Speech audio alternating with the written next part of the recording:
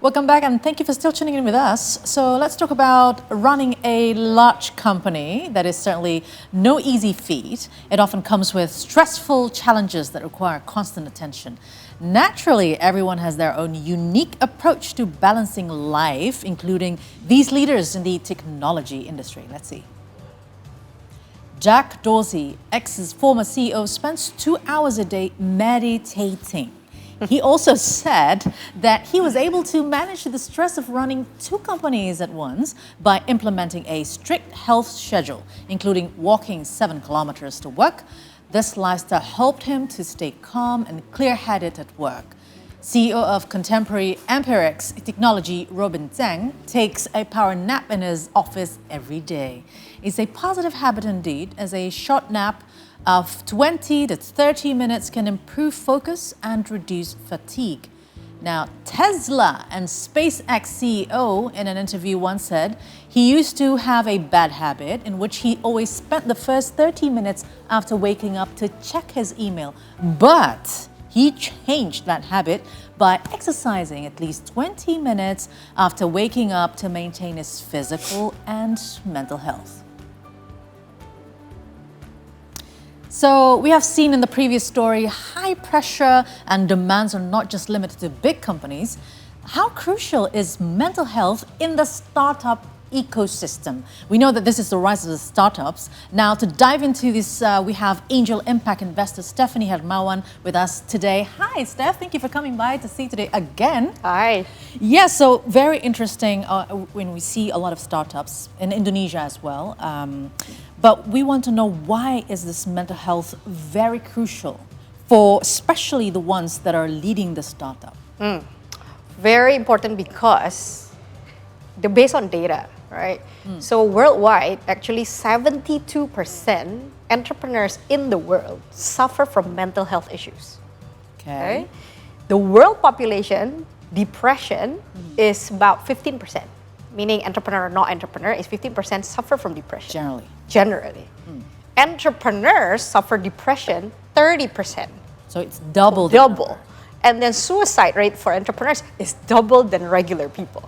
Wow. That is why mental health is very crucial, because they have a lot of pressure more than any other human being. Okay, so we have unicorns, and we have a lot of sort of like aspirations to have these unicorns in the country of Indonesia.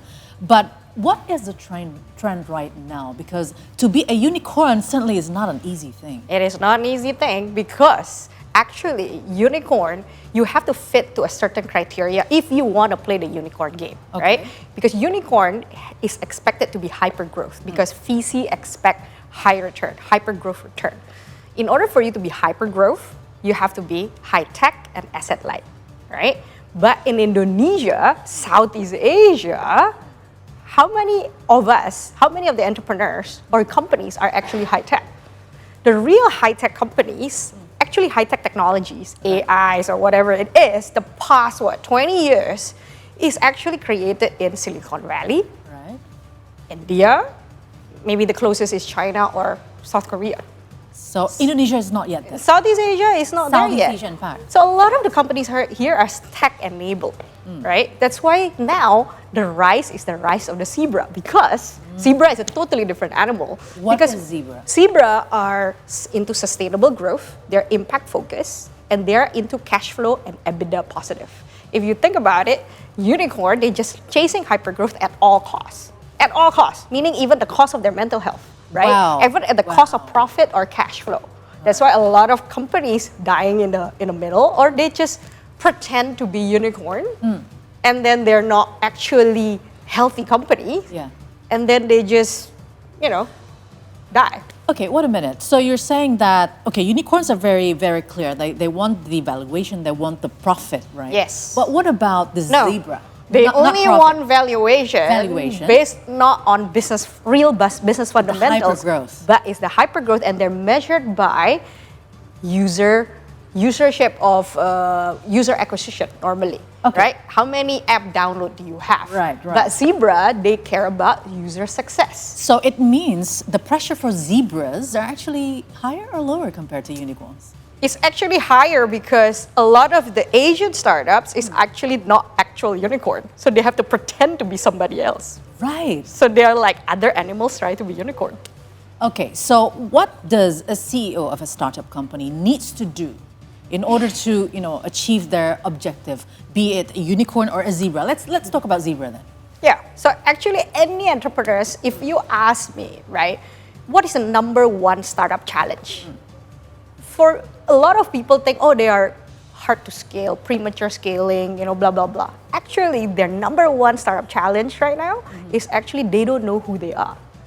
Okay. They don't know what is even their emotions or their feelings. So they They're have to self-aware. refigure that first. Correct. They don't even aware of who they are. That's why they're easily shaken by money or investments or VCs. They are actually trying to change them like it's not even them anymore after that, right? And that what makes them stressful. Stressful. So if I ask you now, the link, between strong mental health practices and startups' ability to adapt, what would that be? So the best way is, again, just now you mentioned a lot of the big CEOs are doing mindfulness, meditation. Yeah. That is, do you know the word mindfulness actually come from Silicon Valley? Ooh. But it's actually an ancient way of actually is being in the now, right? A lot of us are either in the future or in the past. But not now. Not now. Not at present. No. So that's why meditation helps, journaling helps, grounding helps, being in nature helps because you will be more in the now. When you're in the now, you can make decision better because you are not entangled with your past fears or future anxiety, uncertainty, because the world is uncertain. You will never know what will happen. Like tomorrow we can have, the economy can flip like that. We can have war anytime. The more uncertain, the more you're anxious, right? Because you're living more in the future. What you need to be is in the now. Okay, and once you figure yourself, you are more stronger whenever, the So first step, turmoil. first step, you have to be mindful first, in the now first. Yeah, okay. That's the first start, self-awareness. Right. Knowing where your emotions, are you operating from fear or anxiety? That's first. And then if you do operate from fear or whatever it is, then you go deeper, right? What is it triggering me? What is the trauma? What is the even intergenerational trauma, the inner childhood trauma? Okay. Nobody can escape from childhood trauma, right? Well, we hear a lot of this actually from the Gen Z sort of generation. Okay, before we talk about Gen Z though, let's talk about Indonesia. Actually, this country ranks 6th globally for the largest number of startups. Unfortunately, many do not survive. Why do you think this happened? Again, like what I said, it did not survive because they are not being who they are. I see. So, we have just a graphic behind us. We're just above Australia, Canada, United Kingdom, and of course in the India and United States. So we are not being ourselves, the startups. Yeah, basically they don't know who they are. For example, agricultural startup, right? We're a lot of agri-based startup here. And then if they got invested by a VC, they expect it to be hyper growth, and they're evaluated differently, not by real business fundamentals. They just suddenly have an app, right? And then they be measured of how many farmers download your app. That's their valuation. That sounds common. Yeah. But then, if you ask, what is the purpose of your company? Oh, I want to make the farmer actually more well off, right? Okay. More out of their poverty. But then I ask, does your farmer actually benefit from the app? Does it actually make them better? Like, can actually earn more? Yeah. And no, it's not even useful for them. Oh, wow. Some are yes, some are not, right? But they are evaluated differently, and then they are driven from their impact. So this is just an example, right? So they're easily shaken.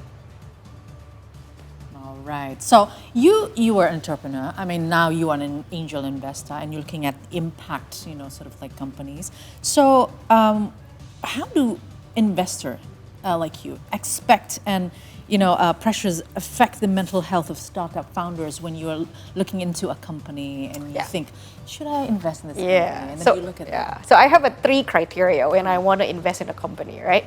So 3 is heart set, mindset, skill set. So skill sets at the very Skill set bottom. is the number 3. For me, that's the least Mindset. important. It's still important, but it's least important. And why heart set and skill set, All right. mindset first? So heart set and mindset first, right? Heart set is what I mean is, do you know your why? Okay, so purpose The again. purpose. What's the purpose? What's the why? It comes from the heart, right? It comes from your soul. The true purpose comes from the soul, right? But a lot of the startups, when you ask, why do you want to do this, right? Basically, that's your fire. Their answer would be like, can be like, oh, I want to change the world. Great. And I said, why do you want to change the world? So I asked a deeper question, right? Oh yeah, because I want to make my parents proud, for example. And then I asked, why do you want to make your parents proud? I mean, it's a good reason. It's a good thing. And I said, why do you want to make your parents proud? Oh, I just want to be loved by my parents. Okay. If you want to just be loved by your parents, you're looking for love, Yeah. you don't need to create a company to be loved. Just love yourself, or Yeah. fix your relationship with your parents. So what I'm saying is that if you have a true intention and purpose, the problem that you want to solve with your business, that's a true intention. And that would affect how they, Definitely. decisions and Because they will be better because their fire is big, right? That means they know their why. If their why is big, they can get through anything and they're not easily give up. right. Okay. This is very interesting. So we saw how Elon Musk's and other CEOs did sort of like their balancing life and work thing. You have any tips? How can entrepreneurs create a work and balance routine so that they can stay sane, but again, refining themselves and, as you said, when you know the purpose, you can basically, try to, forget all the problems that will not shake you very You're not easily. easily shaken by temptations, right? Yeah, Because you yeah. know what you want to do, Yeah. right? So one of the things that I think the easiest way, as long as you do self-awareness. So the second thing just now is the heart set and the mindset, right? The mindset is how well are you with your inner development? Meaning, how well do you know yourself? And you develop yourself inner. A lot of us, we learn outside things, right? External stuff. So how much do you know to regulate your emotions, right? And then what is it that drives you? What is it your limiting belief systems? Do you know what's your strength, your weaknesses? What blocks you from your success? A lot of the startups a lot of them fail. A lot of them is because of a lot of subconscious stuff, right? A lot of the limiting belief system. I don't think I can do this. You think I can do this? So it's a lot of this sabotaging, self-sabotaging. Right. So the more you work on it with mindfulness or meditation or journaling or self-reflection, you get to know more about yourself, and then you transform that and you become a better person, a better version of you. Wow. Okay. Now, studies shows that 30% of startups fail due to founder burnout, loss of focus or passion. So how can leaders create a culture of openness about mental health issues? And we know that, okay, we have the Generation X, we have Generation Millennials, and then now Generation Z, and we're like we have kind of good combinations here. Yeah. So if you have any idea how we can actually create this openness and self-reflect, finding our purpose throughout all these generations. So I feel the first thing that a leader should learn is vulnerability. Okay.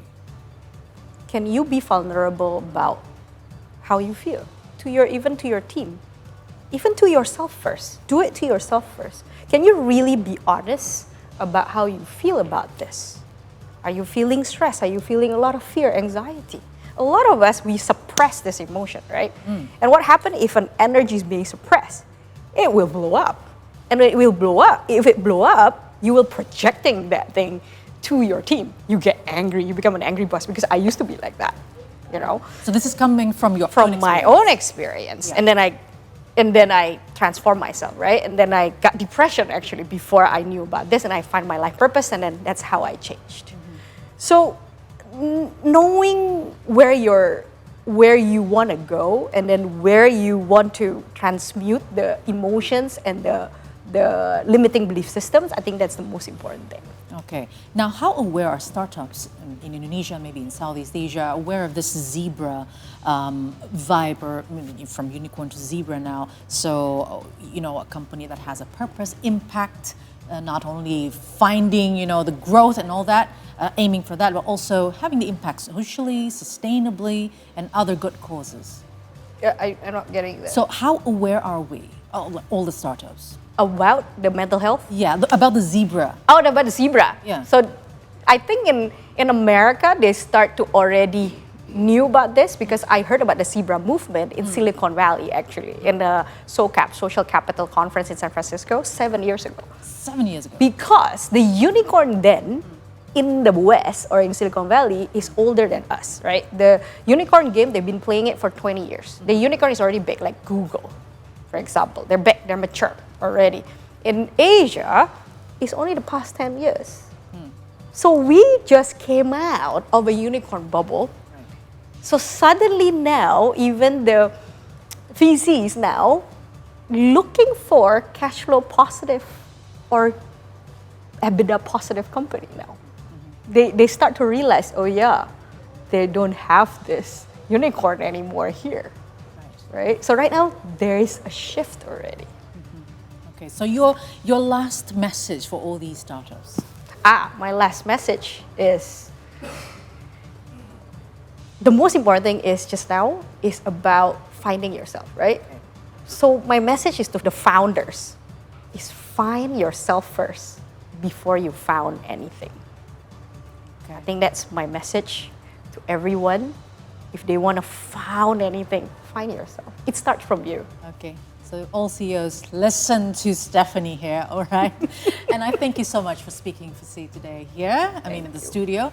And looking forward for more discussions with you, especially about mental health in startups and all the trends coming forward. Thank you. Thank you. All right, and we'll be back with your daily dose of entertainment in the last segment of the show. You don't want to miss that, so stay tuned.